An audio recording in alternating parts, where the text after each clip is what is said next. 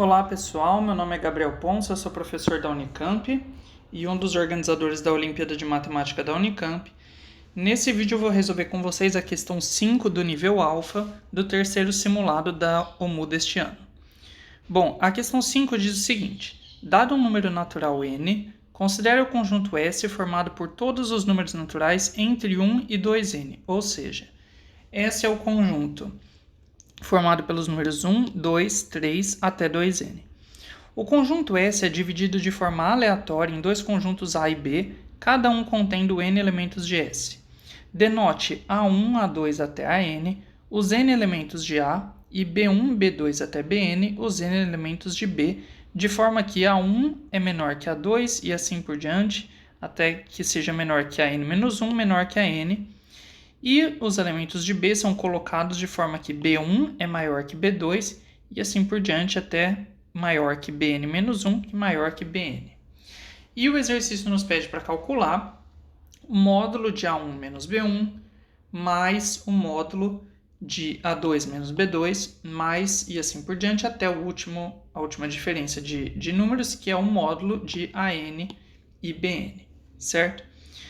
Bom, esse exercício envolve uma certa sacada, né? A sacada é tentar achar alguma relação entre quais desses números nesses módulos vão aparecer com sinal positivo e quais vão aparecer com sinal negativo no final. Então, a primeira coisa, vamos só lembrar o que é o módulo, né?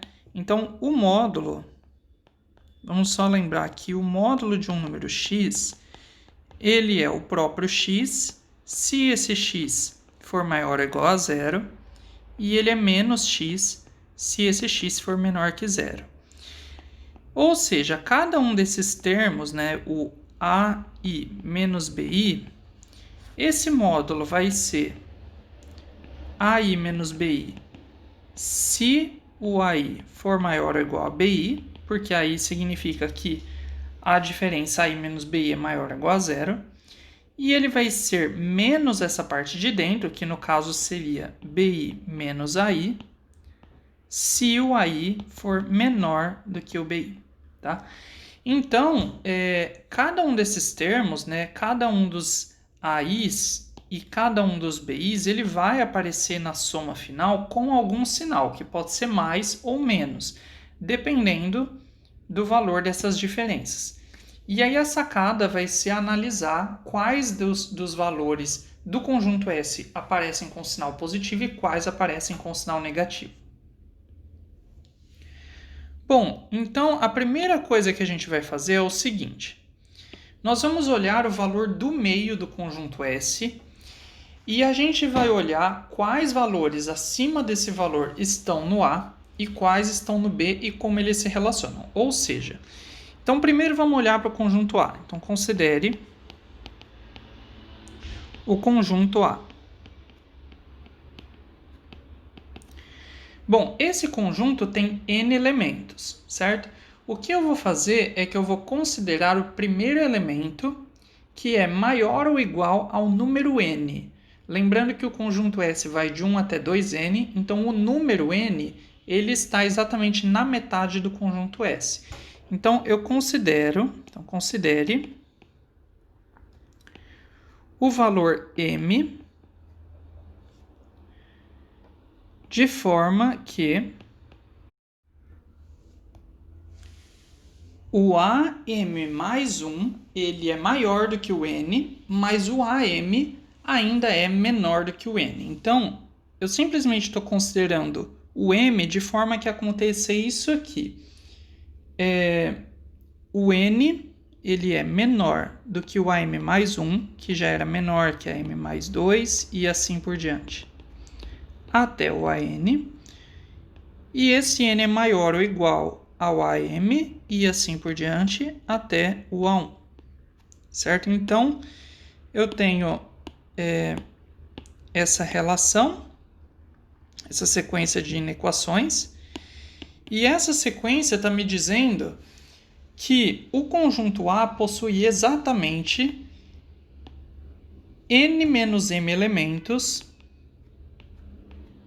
Então, ele possui exatamente n menos n elementos maiores do que n, certo? Bom, se ele possui n menos m elementos maiores do que m, todos os outros m elementos que são maiores ou iguais a n, eles devem estar no conjunto B, porque eles estão ou no conjunto A ou no conjunto B. Então, se exatamente n menos n desses elementos acima do n estão no A, os outros elementos, os outros m elementos, têm que estar no B. Então, portanto, como os outros m elementos têm que estar no B, então a gente sabe que os m maiores elementos do B têm que ser exatamente os elementos acima do n, ou seja, o n tem que ser menor ou igual ao Bm, que é menor que o Bm menos 1, perdão, é Bm menos 1, e assim por diante até o B1. E esse n vai ser maior do que o Bm menos 1, e assim por diante. Perdão, Bm mais 1 e assim por diante até o Bn. Então, o que acontece é o seguinte, o A ele possui n menos n elementos maiores do que n, e o resto dos elementos que são maiores do que n e que estavam no S estão no B, portanto, o B possui m elementos maiores do que n, e acontece o contrário para os elementos menores do que n, certo?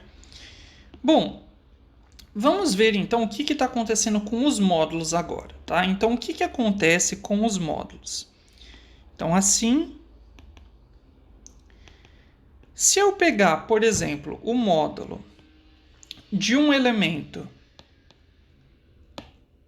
AK menos BK, e vamos supor que esse K está entre 1 e M, tá? Então, suponha que o K está entre 1 e M. Bom, se o K está entre 1 e M, o AK, ele é um desses valores aqui, de A1 até o AM. Então, eu sei que esse AK ele é menor do que o N. Só que, ao mesmo tempo, como o K está entre 1 e M, o BK ele é um desses valores aqui que está acima do N, certo? Ou seja, essa subtração está me dando um número que é menor que N, menor ou igual a N, menos um número que é maior ou igual a N. Então, essa subtração de dentro é um número menor ou igual a zero. Portanto, o módulo vai ser menos essa parte de dentro, que é BK menos AK. E se o K for maior do que M, acontece o contrário. Porque nesse caso, o AK ele é um dos valores AM mais 1 até o AN, que é um valor maior que N, e o BK é um valor menor que N, porque ele é um dos valores de BN até BM mais 1. Então, essa parte de dentro ela é positiva, portanto, esse módulo é AK menos BK. Ou seja, o que está acontecendo aqui? Todos os valores AM mais 1, AM mais 2 até o AN, todos eles estão aparecendo positivo, com um sinal positivo por causa desse segundo módulo. E todos os valores A1 até AM, eles estão aparecendo com um sinal negativo porque eles caem nesse primeiro módulo. E a mesma coisa para os valores do B. Todos os valores acima do N, ou seja, do B1 até o BM, eles estão aparecendo na soma final com sinal positivo. E todos os valores abaixo do N estão aparecendo com sinal negativo na soma. O que isso significa? Isso significa que de todos os elementos do S, então de todos os elementos que estão no S, que é o conjunto do 1 até o 2N, todos os elementos acima do N estão aparecendo com sinal positivo e todos os elementos abaixo do N estão aparecendo com sinal negativo na soma. Ou seja, essa soma das diferenças, do módulo das diferenças com I variando de 1 até N, ela vai ser a mesma coisa que a soma de todos os elementos acima do n com sinal positivo, menos a soma de todos os elementos menores ou iguais a n, né? Porque todos esses elementos estavam aparecendo com sinal negativo na soma final. Ou seja, isso nos dá essa parte, né? Todos os elementos menores ou iguais a n, nos dá menos 1 mais 2 até o n. E essa primeira parte, que seriam todos os elementos acima do n, nos dá n mais 1 até o 2n. Bom, existem várias formas de nós fazermos essa soma. Uma delas é você observar que cada um dos termos dessa segunda parte é um termo dessa primeira parte aqui mais n, né? Por exemplo, o n mais 1 é 1 mais n. Aí o n mais 2 é 2 mais n, e assim por diante, até o último termo, que seria 2n, que é n mais n. Ou seja, eu posso simplesmente escrever essa segunda parcela.